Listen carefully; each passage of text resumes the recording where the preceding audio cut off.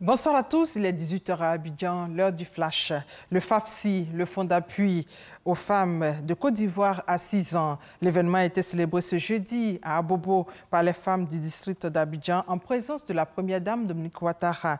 Lancé en 2012 par la première dame avec un capital d'1 milliard de francs CFA, le FAFSI fonctionne aujourd'hui avec 10 milliards de francs CFA. Le reportage de Mahama Traoré.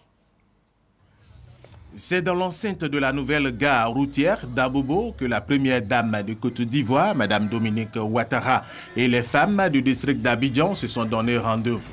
Objet de cette rencontre festive, la célébration des 6 ans d'existence du FAFSI, le fonds d'appui aux femmes de Côte d'Ivoire. Grâce à ce fonds, ce sont environ 150 000 femmes de toutes les contrées de la Côte d'Ivoire qui ont pu bénéficier de microcrédits pour lancer des activités génératrices de revenus. L'ensemble des prêts accordés à taux réduit s'élève à ce jour à 23 milliards de francs CFA pour un taux de remboursement de 96,5%. Pour plus de femmes autonomes, le FAFSI se dote d'une enveloppe additionnelle d'1,5 milliard de francs CFA dédiée aux femmes du district d'Abidjan, dont 200 millions pour la commune d'Abobo. De quoi réjouir l'initiateur de la tenue de cette cérémonie à Abobo, le ministre d'État, ministre de la Défense, Ahmed Bakayoko. Madame la Première Dame, quand vous soulagez les femmes de Côte d'Ivoire, vous aidez le gouvernement dans son travail de politique sociale. Car les femmes produisent de la richesse, les femmes sont autonomes et ça aide à la croissance et ça aide à apaiser les cœurs et le gouvernement peut travailler dans un environnement serein. Pour sa part, la première dame, Mme Dominique Ouattara, a exhorté les femmes de Côte d'Ivoire à souscrire massivement au FAFSI pour jouer pleinement leur partition dans le processus de développement de la Côte d'Ivoire. Constitué à l'origine d'un fonds de démarrage d'1 milliard de francs CFA, le FAFSI est aujourd'hui doté d'un capital de 10 milliards de francs CFA généreusement octroyé par le président de la République. Il est important de rappeler ici que les prêts du FAFSI sont octroyés sans garantie ni frais de dossier et à un taux préférentiel. Le fonds s'adresse à toutes les femmes de Côte d'Ivoire sans distinction d'ethnie ou de religion, car chacune d'entre elles représente un pilier essentiel à l'équilibre de notre société.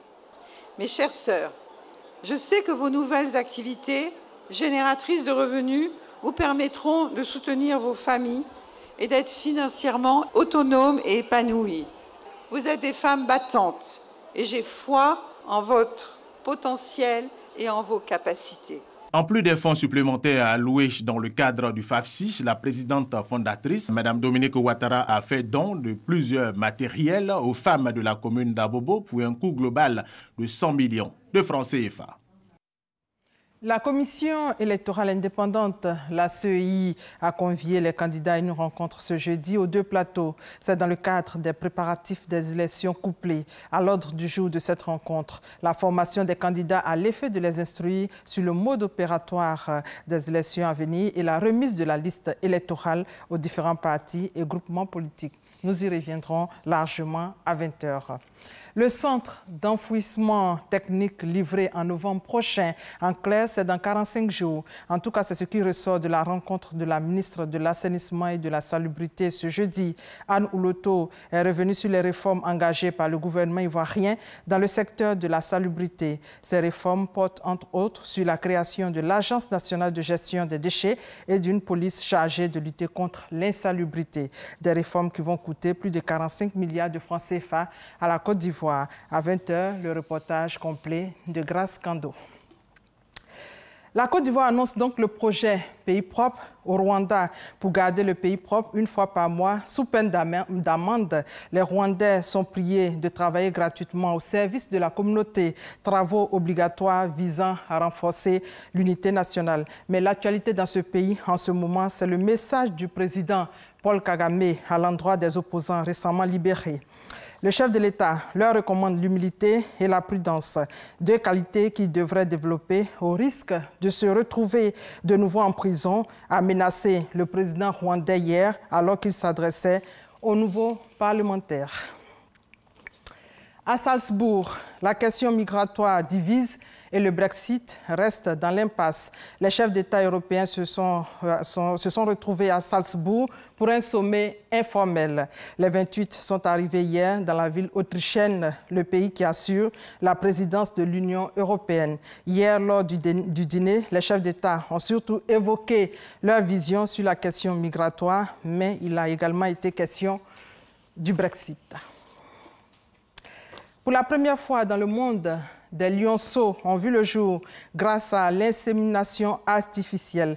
Avec leurs airs de gros chats, les félins sont nés le 25 août 2018 dans un centre de préservation en Afrique du Sud. Et voilà, c'est la fin de ce flash. On se retrouve à 20 h. Merci de votre fidélité, mais avant, votre info régionale.